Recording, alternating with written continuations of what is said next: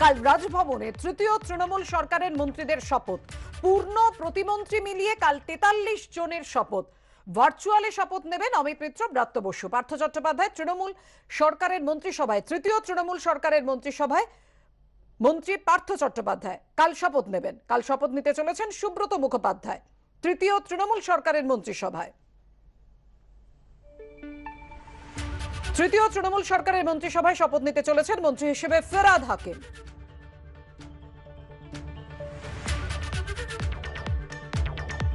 তৃতীয় তৃণমূল সরকারের মন্ত্রিসভায় মন্ত্রী হিসেবে শপথ নিতে চলেছেন অরূপ বিশ্বাস। তৃতীয় তৃণমূল সরকারের মন্ত্রিসভায় মন্ত্রী হচ্ছেন চন্দ্রিমা ভট্টাচার্য। কাল শপথ নেবেন চন্দ্রিমা ভট্টাচার্য।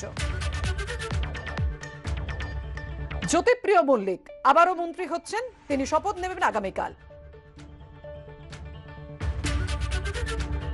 সুজিত বসু তৃতীয় তৃণমূল সরকারের মন্ত্রিসভায় আগামীকাল মন্ত্রী হিসেবে শপথ নেবেন। আবারও মন্ত্রী হচ্ছেন সুজিত বসু। তৃতীয় তৃণমূল সরকারের মন্ত্রিসভায় মন্ত্রী হচ্ছেন সৌমেন মহাপাত্র, শপথ নেবেন আগামীকাল। মলয় ঘটক আগামীকাল মন্ত্রী হিসেবে শপথ নেবেন।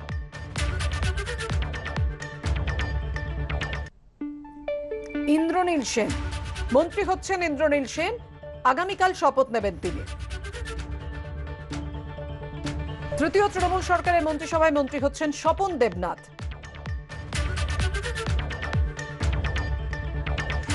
অখিল গিরি মন্ত্রী হচ্ছেন তৃতীয় তৃণমূল সরকারের মন্ত্রিসভায় আগামীকাল শপথ নেবেন অখিল গিরিও। কথা বলবো আমাদের প্রতিনিধি আশাবুল হোসেনের সঙ্গে। আশাবুল, কোন কোন মন্ত্রিত্ব কারা কারা পাচ্ছেন সে খবর বিষয়ে কি জানা রয়েছে? দেখো, কালকে মন্ত্রিসভার শপথ গ্রহণের পর মুখ্যমন্ত্রী বৈঠক ডেকেছেন। সেই বৈঠকেই কে কোন দপ্তর পাবেন সেটা মুখ্যমন্ত্রী সংশ্লিষ্ট মন্ত্রীদের জানিয়ে দেবেন। ফলে এখন যেটা বলবো যে ৪৪ জন আমাদের রাজ্য বিধানসভার যা শক্তি, তাতে সর্বোচ্চ ৪৪ জন মন্ত্রী হতে পারেন এবং ৪৪ জন মন্ত্রীরই নাম কিন্তু কালকে ঘোষণা করে দেওয়া হয়েছে। ৪৪ মন্ত্রী মুখ্যমন্ত্রীকে নিয়ে, যার ২৪ জন ক্যাবিনেট পর্যায়ের মন্ত্রী অর্থাৎ পূর্ণমন্ত্রী, ১০ জন প্রতিমন্ত্রী স্বাধীন দায়িত্বপ্রাপ্ত এবং ৯ জন হচ্ছে প্রতিমন্ত্রী। এবং এবারের যে মন্ত্রিসভায় অনেক নতুন মুখ আনা হয়েছে। যেমন আমরা যদি প্রতিমন্ত্রীর তালিকাটা দেখি, তাতে দেখা যাচ্ছে ৯ জনই হচ্ছে নতুন মুখ রয়েছে। যেমন দিলীপ মণ্ডল, আখরুজ্জামান, শিউলি সাহা, শ্রীকান্ত মাহাতো, সাবিনা ইয়াসমিন, বিপ্লব, বীরবা, জ্যোৎস্না মান্ডি, পরেশ অধিকারী এবং মনোজ তিওয়ারি, এরা সবকটাই নতুন মুখ। যদিও পরেশ চন্দ্র অধিকারী তিনি বাম আমলে খাদ্যমন্ত্রী ছিলেন, কিন্তু মমতা বন্দ্যোপাধ্যায়ের মন্ত্রিসভা একেবারে নতুন মুখ, আর বাকি ৮ জন একেবারে আনপোড়া মুখ, নতুন মুখ। এছাড়াও দেখা যাচ্ছে যে যারা স্বাধীন দায়িত্বপ্রাপ্ত প্রতিমন্ত্রী, তাদের মধ্যে ৪ জন হচ্ছে নতুন মুখ রয়েছে। যেমন রয়েছেন অখিল গিরি, তিনি নতুন মুখ রয়েছেন। রত্না দেনাথ নতুন মুখ, সন্ধ্যারানী টুডু নতুন মুখ, বুলুচিত বড়াই একেবারে নতুন মুখ তারা। এবং ক্যাবিনেট মন্ত্রী যারা পূর্ণমন্ত্রীর মধ্যে ৩ জন একেবারে নতুন মুখ। রথীন ঘোষ, তিনি মধ্যমগ্রামের বিধায়ক, পুলক রায়, তিনি হাওড়ার গ্রামীণ এলাকার বিধায়ক, এবং বিপ্লব মিত্র, তিনি দক্ষিণ দিনাজপুর থেকে জিতে এসেছেন। এই ৩ জন একেবারে নতুন। এবং মোহাম্মদ গোলাম রব্বানী, তিনিও নতুন ক্যাবিনেট মন্ত্রী, যদিও এর আগের মন্ত্রিসভায় তিনি ছিলেন, তাকে এবার ক্যাবিনেট মন্ত্রী করা হচ্ছে। ফলে একেবারে অনেক নতুন, অনেক পুরনো, সব মিলেই মমতা বন্দ্যোপাধ্যায় সংঘ থেকে আরম্ভ করে এবং বিভিন্ন সমাজের বিভিন্ন ক্ষেত্রের মানুষ যারা রয়েছেন, তাদের সবাইকে নিয়ে কালকে একটা পূর্ণ মন্ত্রী তালিকা তিনি ইতিমধ্যে রাজভবনে জমা দিয়ে দিয়েছেন। পূর্ণ তালিকা, ৪৪ জনের তালিকা মুখ্যমন্ত্রীকে নিয়ে ইতিমধ্যেই মুখ্যমন্ত্রী শপথ নিয়ে নিয়েছেন।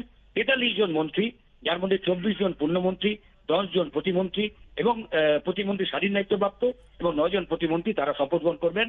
১০টা বেজে ৪৫ মিনিটে রাজভবনে তাদের শপথ বাক্য পাঠ করাবেন রাজ্যপাল। ধন্যবাদ আশাবুল। বীরভূমের দুবরাজপুরে তৃণমূল কর্মী খুনের ঘটনায় গ্রেফতার ১২। ধৃতরা বিজেপি সমর্থক বলে স্থানীয় সূত্রে খবর। ধৃতদের মধ্যে ২ জনের পুলিশ হেফাজত, বাকিদের জেল হেফাজতের নির্দেশ দিয়েছে আদালত। অশান্তি পাকানোর অভিযোগে গ্রেফতার এক তৃণমূল সমর্থকও। দেখবেন এলাকা যেন শান্তিপূর্ণ থাকে।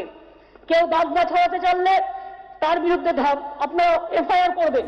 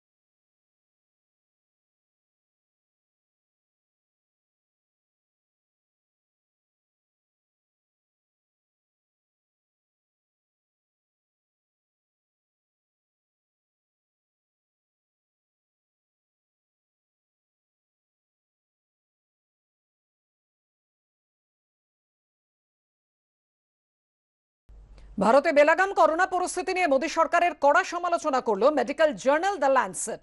বিশ্ববিখ্যাত মেডিকেল জার্নালে সম্পাদকীয়তে আশঙ্কা প্রকাশ করে বলা হয়েছে 1 আগস্টের মধ্যে ভারতে 10 লক্ষ মানুষের মৃত্যু হতে পারে।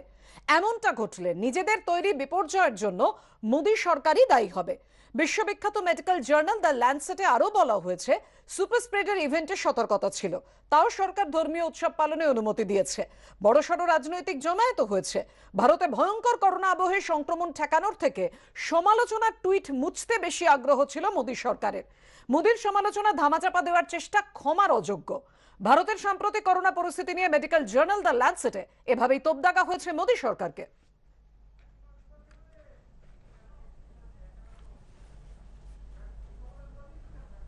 এ প্রসঙ্গে আপনাদের দেখাবো ফিরাদ হাকিমের বক্তব্য। সরকারের কাজ ঘন্টা বাজানো নয়, সরকারের কাজ প্রদীপ জ্বালানো নয়, সরকারের কাজ হচ্ছে পরিকল্পনা করা। সেই পরিকল্পনা করতে মোদী সরকার সম্পূর্ণভাবে ব্যর্থ হয়েছে বলেই আজকে ভারতবর্ষটা পুরোটাই এখন শ্মশানে হয়ে দাঁড়িয়েছে।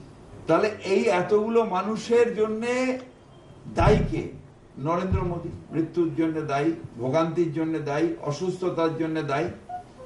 তার কারণ যে সময় তার পরিকল্পনা করার কথা ছিল সেই সময় তিনি তার রাজধর্ম পালন না করে বিজেপির প্রচারক হয়ে চারিদিকে ঘুরে বেড়াচ্ছিলেন। সেই সময় তিনি মিটিং করে বেড়াচ্ছিলেন ইলেকশনে। ল্যান্সেট যেটা বলেছে তার জন্য এই একই কথা ইলেকশন কমিশনের নামে বলেছেন আমাদের মাদ্রাস হাইকোর্ট। পাল্টা কি বলেছেন রাজ্য বিজেপির মুখপাত্র শ্রমিক ভট্টাচার্য, দেখুন। আমার মনে হয় এই বক্তব্য শুনে দেশ নয় সারা পৃথিবী হাসবে। ভারতবর্ষের মতো একটা 130 কোটির গণতন্ত্রে যেভাবে নরেন্দ্র মোদী কোভিডের মোকাবেলা করেছেন এবং ভ্যাকসিন বন্টনের ক্ষেত্রে তিনি যে মহানুভবতা দেখিয়েছেন এবং যে স্বচ্ছতা রেখেছেন, সেই স্বচ্ছতার সামান্যতম যদি আমরা এ রাজ্যে পেতাম, আমার মনে হয় রাজ্যবাসী উপকৃত হতেন। এবার দেখুন চিকিৎসক ধীমান কাহালের বক্তব্য। এটা গভর্নমেন্টের ফেইলিওর, এ কথা বলতেই হবে।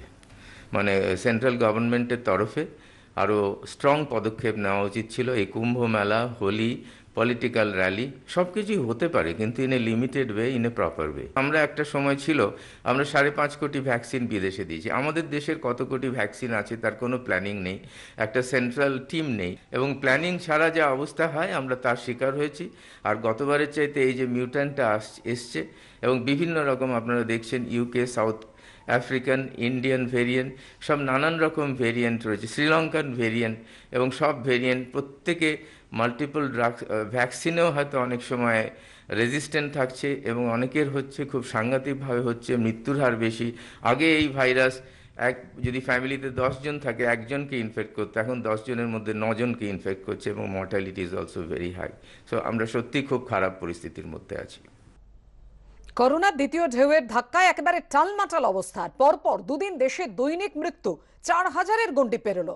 24 ঘন্টায় সংক্রমিতর সংখ্যা ফের ছাড়িয়ে গেল 4 লক্ষের গণ্ডি। ভয়াবহ, মারাত্মক, দাবানলের মতো ছড়াচ্ছে সংক্রমণ। সংকুলান হাসপাতালে হাসপাতালে, শ্মশান হোক বা কবরস্থান, সব জায়গাতেই মৃতদেহের সারি। চারিদিকে শুধুই স্বজন হারানোর কান্না। আর কত মৃত্যু দেখবে দেশ? করোনার বাঁধ ভাঙা সংক্রমণ নিয়ে যখন ত্রাহি ত্রাহি অবস্থা, তখন উদ্বেগ বাড়িয়ে শনিবারের পর রবিবারও দেশে মৃত্যুর সংখ্যা 4000-এর গণ্ডি পেরোল। অন্যদিকে পরপর 4 দিন ভারতে আক্রান্তের সংখ্যা 4 লক্ষের বেশি হল। কেন্দ্রীয় স্বাস্থ্য মন্ত্রকের রবিবারের পরিসংখ্যান অনুযায়ী 24 ঘন্টায় মৃত্যু হয়েছে 4092 জনের। মোট মৃতের সংখ্যা 2.5 লক্ষের দিকে এগোচ্ছে।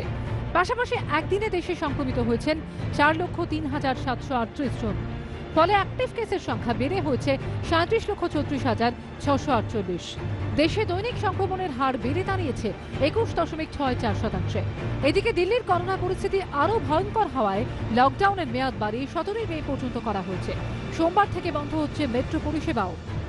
लॉकडाउन लगाने की वजह से और भी अन्य कई कारणों की वजह से 26 अप्रैल के बाद से धीरे धीरे केसेस कम होने चालू हुए।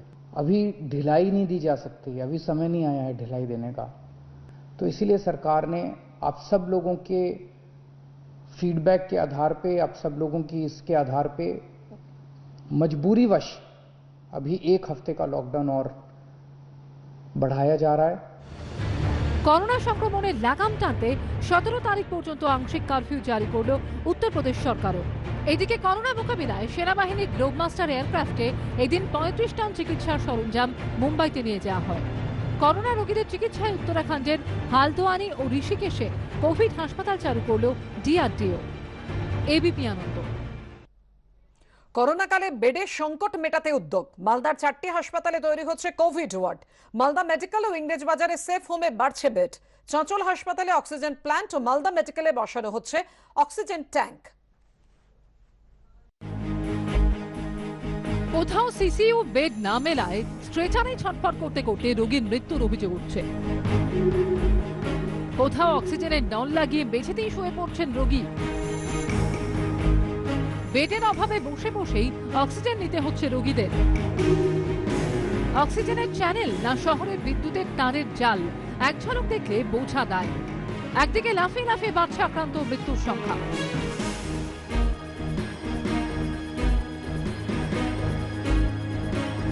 অন্যদিকে কোভিড চিকিৎসা পরিষেবায় অপ্রতুলতার অভিযোগ উঠছে। এই পরিস্থিতিতে হাসপাতালের বেডের সমস্যা মেটাতে তৎপর হল মালদা জেলা প্রশাসন। জেলার 4টি হাসপাতালে তৈরি হচ্ছে কোভিড ওয়ার্ড।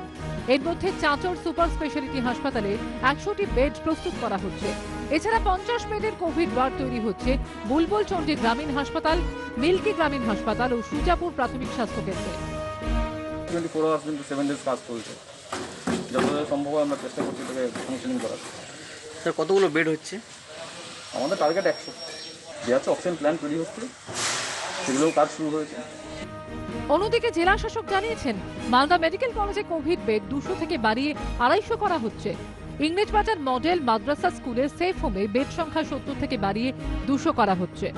কোভিড ওয়ার্ড তৈরি ও বেড বাড়ানোর পাশাপাশি অক্সিজেন সরবরাহের দিকেও নজর দিয়েছে জেলা প্রশাসন। চাঁচল সুপার স্পেশালিটি হাসপাতালে অক্সিজেন প্ল্যান্ট তৈরির সিদ্ধান্ত নেওয়া হয়েছে। মালদা মেডিকেল কলেজে বসানো হচ্ছে 20 কিলোলিটার ধারণ ক্ষমতার অক্সিজেন ট্যাঙ্ক। এখন আমাদের ডি টাইপ সিলিন্ডার যেটুকু রয়েছে সেগুলো দিয়ে আমরা চালাচ্ছি এবং মোটামুটি আমরা চেষ্টা করছি যে অক্সিজেনের কনজামশনটা সঠিকভাবে ব্যবহার করা। প্রতিদিনই আমরা রিফিল করে আনছি এবং পর্যাপ্ত পরিমাণের মধ্যে এখন পর্যন্ত চলছে, কিন্তু যদি রুগী আবার বাড়ে তখন আমরা একটু চাপের মধ্যে পড়ে যাব। এখানে একটা এলএমও বসবে, একটা ওই পাশে এলএমও ট্যাঙ্ক বসবে, সেটার জন্য কাজ অনেকটা এগিয়ে গেছে এবং আগামী কিছুদিনের মধ্যেই ওই ট্যাঙ্কটা এলে ওটা চালু হয়ে যাবে। জেলা জুড়ে বেড সংখ্যা বৃদ্ধির ফলে কোভিড রোগীদের আরও ভালো চিকিৎসা পরিষেবা দেওয়া সম্ভব হবে বলেই আশাবাদী প্রশাসন। করুণাময় সিংহ, অভিজিৎ চৌধুরীর রিপোর্ট, এবিপি আনন্দ, মালদা। ক্যানিং হাসপাতালে আজ বন্ধ করোনা পরীক্ষা ও টিকাকরণের কাজ। হাসপাতাল চত্বরে রোগীর উপচে পড়া ভিড়। চিকিৎসকদের বক্তব্য, রবিবার আউটডোর বন্ধ থাকে ভ্যাকসিনেশন। অনেকে না জেনে ভিড় করেছেন, সে কারণেই এই সমস্যা।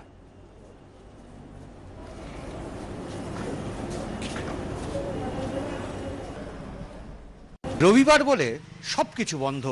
গোটা হাসপাতালে একজন মাত্র চিকিৎসক।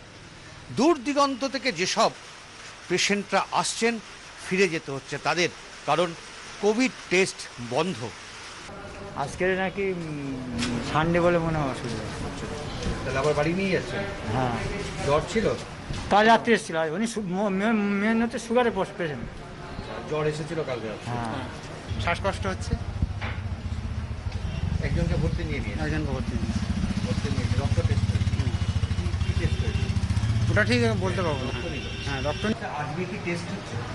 আজকে এই মুহূর্তে আউটডোরে যেহেতু আমাদের টেস্টিংটা হয়, তো পেশেন্টকে আমরা সিরিয়াস পেশেন্ট যাদের অ্যাডমিট করতে হচ্ছে আফটার অ্যাডমিশন টেস্ট হচ্ছে, কিন্তু ইন জেনারেল যারা আমি টেস্ট করতে চাই বলে আসছেন তাদেরকে আউটডোর ছাড়া টেস্ট করা হচ্ছে না। মানে আজকে রবিবার বলে কোনো টেস্ট হচ্ছে না, মানে আউটডোর বন্ধ? হ্যাঁ হ্যাঁ। এত বড় একটা হাসপাতালে কি করে রবিবার কোভিড টেস্ট বন্ধ করে রাখা হচ্ছে রাজ্য সরকারের নির্দেশকে কার্যত উপেক্ষা করে, তার কিন্তু কোনো জবাব মেলেনি।